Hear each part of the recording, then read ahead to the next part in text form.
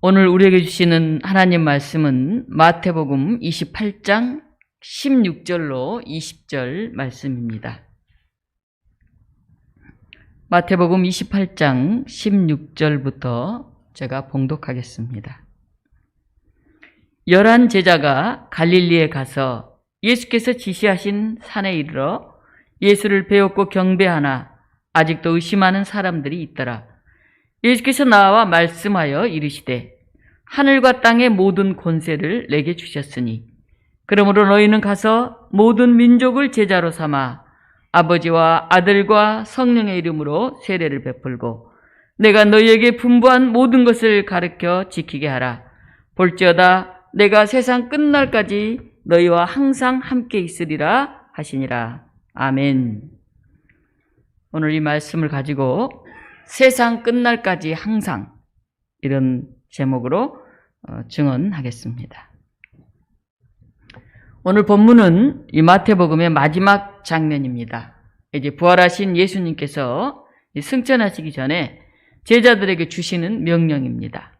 우리 19절, 20절은 우리가 잘 암송하고 있는 그런 내용입니다. 너희는 가서 모든 민족을 제자로 삼아 아버지와 아들과 성령의 이름으로 세례를 베풀고 내가 너에게 분부한 모든 것을 가르쳐 지키게 하라.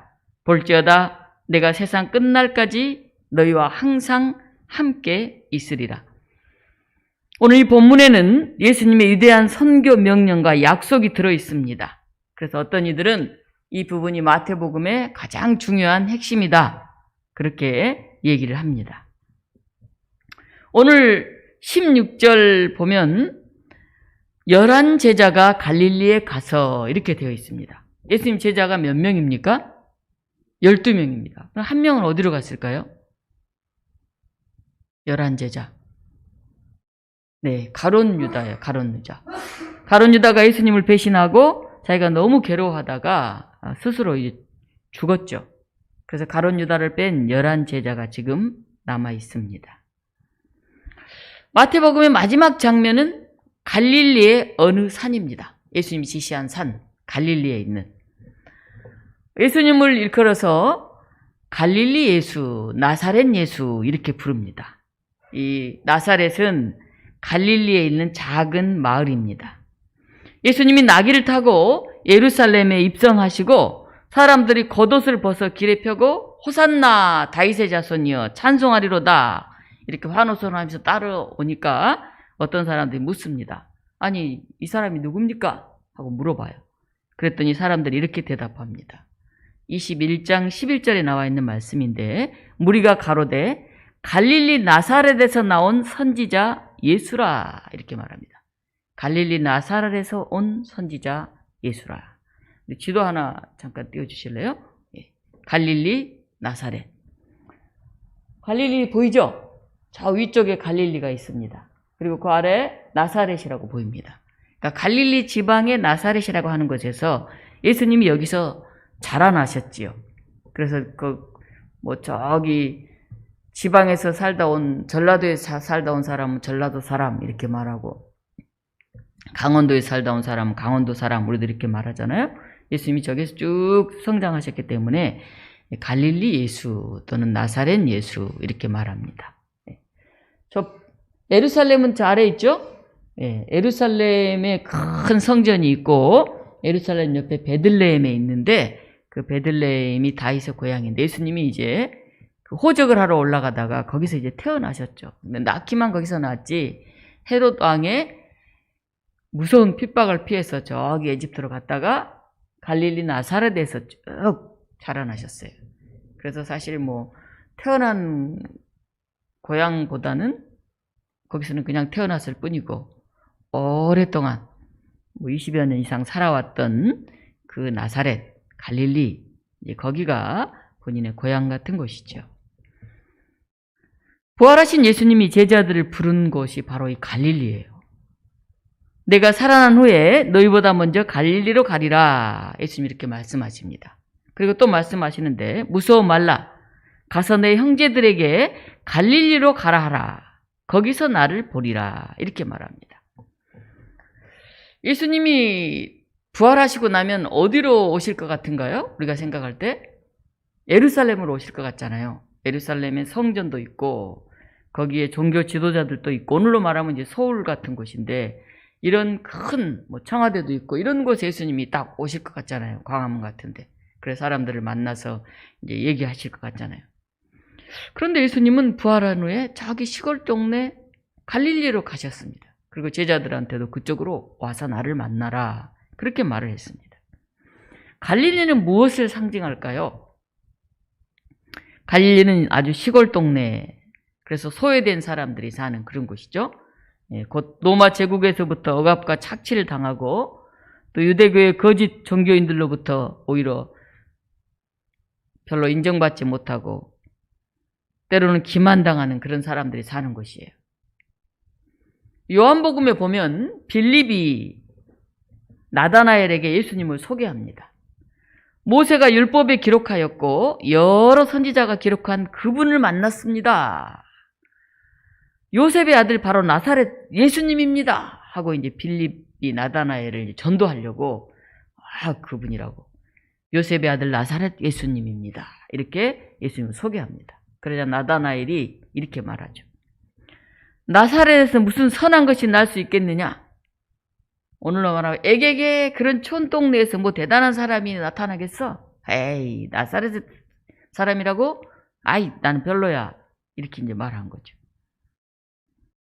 마태복음 4장 15절에 보면 스불론 땅과 납달리 땅과 요단강 저편 해변길과 이방의 갈릴리여 흑암에 앉은 백성이 큰 빛을 보았고 사망의 땅과 그늘에 앉은 자들에게 빛이 비치었도다 하였느니라. 이렇게 말해요.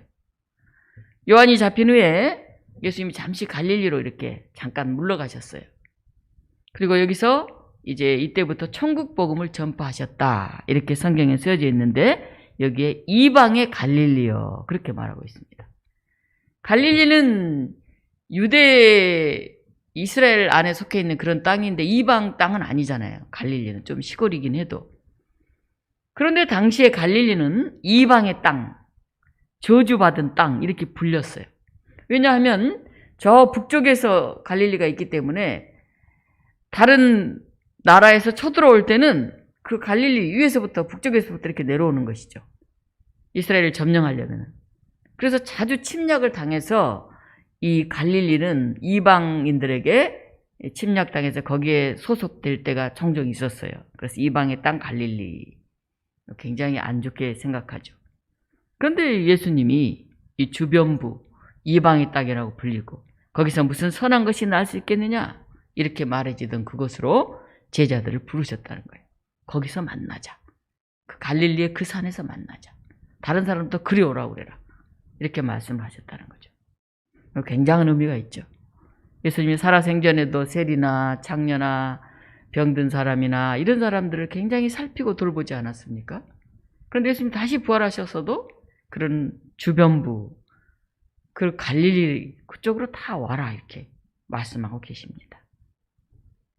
오늘 성경에 보면 갈릴리의 산에서 부활하신 예수님을 만난 제자들은 예수님께 경배를 합니다. 오늘 보면 예수께서 지시하신 산에 이르러 예수를 배웠고 경배하니 이렇게 나와 있어요. 예수님께 경배하다, 헬라어로 절하다 이렇게 번역되기도 하지만 마태가 예수님을 왕으로 표현할 때 주로 경배했다 이렇게 써요. 경배했다. 이 동방의 박사들이 와서 예수님께 경배하잖아요. 근데 이제 십자가에 달려 죽으신 그분을 제자들이 경배했다. 만왕의 왕으로 받아들였다. 예수님으로 메시아로 영접했다. 그런 뜻이에요. 살아생전에는 제자들이 예수님을 확실하게 잘 몰랐잖아요. 그냥 세상의 왕 정도로 생각했잖아요. 하나님의 아들이라는 의미가 뭔지, 메시아라는 의미가 뭔지 잘 몰랐는데 이제 부활하신 그 예수님을 제대로 알아보고 경배했다. 하나님의 아들로, 메시아로 그들이 온전히 섬겼다. 이렇게 나와 있습니다. 그런데 보면 17절에 아직도 의심하는 사람들이 있더라. 아직도 확실하게 예수님이 정말 그런 분인지 갸우뚱한 사람들도 그 중에는 있었다 하는 것이죠.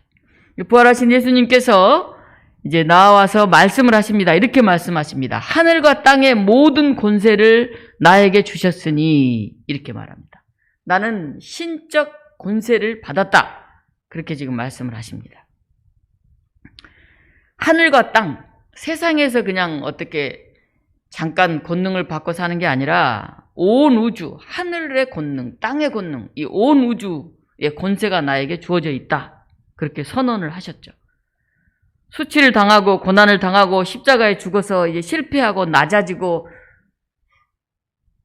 정말 패배한 것 같았는데 그분이 말씀하시는 거예요. 하늘과 땅의 권세를 내가 받았다. 이렇게 얘기하시는 겁니다. 예수님은 살아생전에 말씀하실 때도 신적 권위가 있었어요. 그래서 이 마태복음 24장 35절에 보면 천지는 없어지열정 내 말은 없어지지 아니하리라. 당당하게 얘기한 거예요. 세상이 없어져도 내 말은 없어지지 않을 거다. 그만큼 예수님 말씀이 귀하고 소중하고 진실된 본질적인 말씀이라는 거죠. 그리고 마가복음 1장에도 보면 예수님이 가버나움에 안식일 회당에 들어가서 말씀을 하셔요. 그러니까 많은 사람들이 그의 교훈을 듣고 깜짝 놀랍니다. 이렇게 말해요. 이는 그가 가르치는 것이 권위 있는 자와 같고 서기관들과 같지 아니함 일러라. 예수님 생전에도 말씀하신 것이 다른 사람들과 다르네. 권세가 있네. 권위가 있네. 참 대단한데 그런 얘기를 들었다 하는 것입니다. 그런 권세를 가지신 예수님께서 제자들에게 오늘 말씀하십니다. 우리 19절 20절 다시 한번 같이 읽어볼까요? 네. 그러므로 너희는 가서 모든 민족을 제자로 삼아 아버지와 아들과 성령의 이름으로 세례를 베풀고 내가 너희에게 분부한 모든 것을 가르쳐 지키게 하라. 볼지어다 내가 세상 끝날까지 너희와 항상 함께 있으리라 하시니라. 여기서 가라, 제자로 삼으라, 세례를 베풀라, 가르쳐 지키게 하라, 이런 이제 명령이 쭉 나와 있습니다. 근데 가라 이 말은 계속 되풀이해서 하는 행동을 말해요. 과거 분사인데 과거로부터 지금 나 다음까지 쭉 이렇게 계속 파송해서 계속 그 일을 하라는 것이죠. 저도 독립문교회 이제 담임 목사로 여기 파송 받았죠. 그래서 여기 와서 여러분과 교회를 섬기고 있습니다. 여러분들도 독립문교회 교우들로 파송을 받으셨어요. 하나님으로 보내심을 받았어요. 그래서 이 자리에 지금 앉아 계십니다. 그럼 무엇을 위해서 하나님이 저를 보내셨고 여러분들을 보내셨을까요? 우리 어르신들도 여기 와 계시는데 하나님이 왜 나를 독립문교회로 보냈을까? 왜 보내셨을 것 같습니까? 오늘 보면 가서 제자 삼으라. 제자 삼으라고. 여러분들에게 독립문교회 가서 이 지역에 있는 사람들을 제자 삼으라. 예수님의 말씀을 제대로 전하라. 가르쳐라. 그 얘기를 지금 하시는 거예요. 세례 받도록 인도하라. 그렇게 지금 말씀을 하시는 거예요. 근데 여기에 가라. 세례를 베풀라. 가르쳐 지키게 하라. 이것은 다 보조 역할을 하는 분사형이에요. 그리고 제대로 된 주동사는 제자 삼다예요. 이겁니다. 가서 제자 삼으라. 세례를 베풀어서 제자 삼으라. 가르쳐서 제자 삼으라. 다 제자 삼으라는 거예요. 누구를 제자 삼을까요? 누구를? 여기 보면 모든 민족을 제자 삼으라. 그 전에는 유대인들을 예수님을 믿도록 만들니라고 애를 썼어요. 유대인들. 근데 이제는 예수님이 부활하시고 승천하시기 전에 유대인만이 아니라 모든 사람을 제자 삼으라. 이방인도 제자 삼으라. 더 이제 멀리 나가라. 그렇게 말씀을 하시는 겁니다. 교회 안에서 그냥 나랑 친한 사람들끼리만 이렇게 사귀고 인사하라 이게 아니에요. 이 마을에 있는 우리 동네에 있는 또 다른 분들에게 예수님을 증거하고 제자 삼으라 하는 거예요. 어떻게 하면 제자 삼을 수 있을까요? 우리가 보면 어떤 사람이 멋지면 저 사람 멋있어. 성격도 좋고 모든 면이 저 사람과 함께 있으면 좋아. 기분이 좋아. 이런 얘기를 들으면 그 사람이 하는 것을 따라하고 싶죠. 그러니까 우리가 좀 멋있어야 막 재미도 있고 힘들어도 열심히 살고 이러면은 저 사람 괜찮네? 그래, 저 사람이 믿는 거 나도 좀 한번 믿어볼까? 그런 생각이 들죠. 근데 제자라는 사람이 교회 다니고 예수님 믿는다는 사람이 별로 예수님에 대해서 확신도 없고 그냥 우유부단하고 방향도 없고 그냥 그저 그렇게 세상 사람 속에서 휩쓸려 다니면은 누가 그 사람을 따라서 오려고 하지 않아요. 여기 계신 우리 이제 어르신들이 계신데 이 동네 제일 멋진 분들만 저희 교회 와 계세요. 그렇죠? 다른 분들 칭찬하는 거 좋아하시고, 나누는 거 좋아하시고, 어디 가면 책임 잘 감당하시고, 늘 아주 삶의 모습이 힘들어도, 몸이 아파도 늘 웃고, 늘 긍정적으로 얘기하고, 이런 분들이 이제 우리 교회에 와 계시죠. 그래서 우리 어르신들을 보면서, 아이고, 저런 분들 같으면 내가 좀 믿고 싶다. 그런 생각이 나잖아요. 제자라는 것은 예수님의 가르침을 듣고 그것을 이해하는 사람이에요. 예수님이 어떤 분인지. 예수님은 나누기를 좋아하고 사랑하시기를 좋아하셨고 약하고 어려운 사람들 돌보셨고 이렇게. 그리고 그걸 몸과 생활로 그대로 순종하는 사람이에요. 그런 사람이 제자예요. 생각은 하는데 몸은 자기 마음대로 산다고 하면 그건 제자가 아닙니다. 오늘 예수님은 내가 너희에게 분부한 모든 것을 가르쳐 지키게 하여 제자를 삼으라. 그렇게 말씀하세요. 제자는 내 말을 잘 듣는 사람을 만들라는 게 아니에요. 예수님이 가르쳐 주신 것, 그것을 우리가 전해야 돼요. 예수님이 가르쳐 주신 것. 예수님이 가르쳐 준 것 중에 내 마음에 든 것은 전하고 마음에 안 든 것은 안 전하면 안 돼요.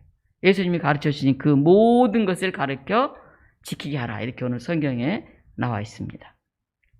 우리는 예수님이 이 땅에서 하셨던 사역 3가지라고 생각하는데 하나가 뭐죠? 예수님이 하신 일. 가르치신 것. 또 하나는 뭐죠? 천국 복음을 전파하신 것. 또 하나는 뭐죠? 병자를 고치신 것. 3가지예요. 가르치시고 전파하시고 고치셨다. 이게 예수님이 하신 3가지 일입니다. 이제 제자들을 떠나서 예수님이 이제 하늘로 이렇게 승천하시게 되었는데 그때 특별히 제자들에게 다시 한번 신신당부를 합니다. 가르쳐라. 가르쳐서 지키게 하라. 그래서 제자 삼으라. 이렇게 신신당부를 합니다. 이제 제자들은 생전에 예수님이 가르쳐 주신 것, 그것을 다시 가르칠 권리, 또 의무, 이것을 지니게 되었습니다. 오늘 제가 사진 몇 장 보여드리면서 여러분에게 소개를 좀 할 게 있는데, 우리 종로 혁신교육지구 활동을 제가 하고 있는데, 거기에서 마을 교사를 지금 양성을 했어요. 그래서 1기, 2기, 3기 해서 한 100여 명이 넘는 마을 교사를 지금 이제 뽑았어요. 마을 교사는 누구냐 하면 학교 선생님이 아니에요. 그냥 이 마을에 있는 어르신들이에요. 그래서 우리 마을 어른 친구라고 불러요. 우리 마을 어른 친구. 뭐 여기에 계신 여러분들도 마을 교사도 될 수가 있죠. 어떤 마을 교사가 될 수 있느냐? 동네 이야기를 쭉 전해주는 그런 일을 할 수가 있어요. 또는 뭐 고추장 담그는 방법을 알려주는 그런 일을 할 수가 있어요. 또 여기 계신 분 중에 뭘 잘하는 분, 내가 꽃꽂이를 나는 아주 잘한다 그러면 꽃꽂이를 아이들에게 가르쳐주는 그런 일들을 할 수가 있습니다. 그래서 이제 드디어 저희가 이 일을 한지 저도 굉장히 오래 여기 한 6년 이상 꾸준히 일을 해왔는데 종로 마을 학교가 올해 드디어 열렸습니다. 그런데 이 여름 학교는 10분 만에 이게 마감이 됐어요. 예. 나도 패셔니스타 보세요. 지금 옷 만드는 거, 꼼지락 가죽공예 가방 만드는 거 이걸 애들한테 가르치고요. 네. 그 다음에 연극놀이 우리는 배우다 이런 것도 가르치고요. 또 달팽이와 놀아요 하는 달팽이 캐릭터 그리는 이야기극 이런 것도 있습니다. 그림책을 읽고 나누는 것도 있고요. 친구하고 독서 토론하는 것도 있어요. 예, 영어 단어 카드 게임도 하고 또 고종의 발자취 걷기, 운영궁, 경복궁 이런 걸 다니면서 고종에 대해서 배우는 시간도 있습니다. 마을의 역사와 생태 탐방, 또 역사와 자연을 찾아 여름 산책 이런 것을 마을 어른들이 교사가 되어서 가르치는 거예요. 저도 이제 마을 교사로 활동을 좀 하려고 생각하고 있는데요. 자기가 할 수 있는 프로그램을 만들어서 12주 강의안을 내면 그걸 가지고 이제 여기 우리 행촌공톤 2호점 같은 데서 애들 데리고 와서 가르칠 수도 있고 또 저기 다른 이화장에 있는 어디 가서 가르칠 수도 있고 또는 학교에 가서 가르칠 수도 있습니다. 네. 배달 강좌라고 있어요. 배달 강좌. 5명만 아이들이 모여 있으면 가서 가르쳐 주겠다는 거예요. 가서 코로나 시절에 아이들이 너무 외롭고 갈 데도 없고 힘들고 그러면 5명만 모아서 뭐 어디 우리 독립문교회 살림의 집에 아이들 5명을 모아놨으니까 와서 우리 동네 뭐 재미있는 따라 걷기 저런 걸 좀 강의해 주세요. 그럼 강사가 와가지고 그 프로그램을 뭐 한 6주, 뭐 8주 이렇게 해준다는 거죠. 그리고 문화예술 강사들이 학교에 가서 바이올린을 가르치고 장구를 가르치고 뮤지컬을 가르치고 이렇게 하고요. 또 마을 교사들이 독서 토론을 가르치고 민주시민 교육을 가르치고 성인지 교육을 가르치고 인성 교육을 가르치고 그런 일들을 합니다. 여기 보면은 왼쪽에 있는 마을버스 타고 찾아가는 7색깔 종로 여행 책이에요. 책. 제일 왼쪽 위에 보면 중고등학교 마을 알기 배움책이라고 나와 있는데 중학교나 고등학교에서 수업 시간 이제 뭐 그 특별 활동 시간에 저걸 가지고 이제 우리 마을이 어떻게 됐는지를 봅니다. 이게 오른쪽 쭉 나와 있는데 제 이름이 많이 나와 있죠. 제작위원, 집필위원, 검토위원회 다 나와 있죠. 살림의 집 대표로 해서 들어가 있는데 다음 볼까요? 이렇게 이제 우리 종로 5번 마을버스 타고 갈 수 있는 곳들을 이렇게 저는 맡은 일을 담당을 했는데요. 다음번을 보겠습니다. 제가 우리 마을 보이죠? 잘 아는 곳이죠. 왼쪽에 공터 이야기를 넣었어요. 그리고 오른쪽에 도시농업 하나 더 넘겨주십시오. 네, 도시농업 이야기를 넣었어요. 그래서 그 제자기원으로 들어가가지고 특별히 우리 행천동 쪽에서 하고 있는 일들을 이제 저 안에 넣으라고 애를 많이 썼어요. 그래서 아마 여기 대신 중고등학교 아이들이라든지 배아여중이라든지 이 동네 아이들은 이걸 이 책 중에서 몇 번을 보겠어요? 마을버스 타고 가는 5번을 본다든지 배아는 뭐 다른 3번도 가나요? 5번이죠. 그래서 그 아이들이 이제 이걸 보면서 아하 도시농업 같은 것도 하는구나. 아이고 이런 공터 같은 게 있구나 하고 알게 되겠죠. 그래서 이런 일들이 이제 일어나고 있습니다. 하나님 나라를 선포하고 사람을 치유하고 예수님의 말씀을 가르치는 데는 여러 가지 방법이 필요해요. 우리가 이제 전도도 직접적으로 나가서 해야 되지만은 일상의 삶에서의 교육이 굉장히 필요하죠. 우리 교회가 여기 마을 목회를 통해서 교회를 넘어서 모든 사람을 제자 삼는 일에 또 이 마을 자체가 하나님이 기뻐하시는 그런 아름다운 마을 만들어가는 일에 우리가 애쓰고 있죠. 그래서 마을 교육, 제가 이제 이 혁신교육지구 활동을 하고 있고, 그 다음에 마을 경제, 우리 장로님이 도시농업 공동체를 통해서 그런 일들 애를 쓰고 있습니다. 뭐 아직은 미미하지만은 우리 교우들이 함께 기도하시고 지원해 주셔서 이제 조금씩 이렇게 마을 교재도 만들어내고 또 마을 교사들이 이제 마을에서 우리 행천동만이 아니라 종로 전체 마을에서 그냥 집에만 있던 이런 실력 있는 이런 사람들이 이제 다시 학교로 나가고 또 마을에서 아이들을 가르치고 이 코로나 시절에 아이들이 갈 곳이 없고 그런데 이제 이런 일들이 곳곳에서 일어나고 있다 하는 것을 말씀드리고 싶습니다. 우리들이 잘할 수 있는 일들이 사실 있어요. 우리가 뭘 하겠나 하는데 우리가 할 수 있는 일들이 있어요. 그래서 우리가 관심을 가지고 하나하나 해가다 보면 생각하지 못한 그런 일들을 할 수가 있습니다. 오늘 20절에 보면 내가 너희에게 분부한 모든 것을 가르쳐 지키게 하라. 우리가 가르쳐야 할 것, 예수님이 일러주신 모든 것, 사람을 치유하고 하나님 나라의 희망을 전하고 그런 모든 일들을 우리가 감당을 해야 되죠. 근데 우리는 굉장히 연약하고 여러 가지 부족합니다. 근데 주님이 가르쳐 지키게 하라, 세례 줘서 또 제자 삼아라, 이런 일만 사명만 주면 우리가 그걸 다 감당하기 힘들지도 몰라요. 근데 참 다행스럽게 오늘 마태복음 마지막 20장 보면 20절 보면 이렇게 나와 있습니다. 볼지어다 내가 세상 끝날까지 너희와 항상 함께 있으리라. 예수님이 우리와 함께 하신다는 것을 임마누엘이라고 그래요. 임마누엘. 근데 이 마지막에 예수님이 임마누엘, 항상 너희와 함께 있겠다, 이렇게 말씀하셨는데 사실 마태복음은 제일 처음에 1장에서도 예수님이 탄생하면서 이렇게 소식을 전합니다. 23절에 보라 처녀가 잉태하여 아들을 낳을 것이요 그 이름을 임마누엘이라 하리라 하셨으니 이는 번역한즉 하나님이 우리와 함께 계시다 함이라. 마태복음 1장에도 예수님 태어날 때 임마누엘, 하나님이 우리와 함께 하신다. 그리고 마태복음 마지막 20절 여기서도 볼지어다 내가 세상 끝날까지 너희와 항상 함께 있으리라.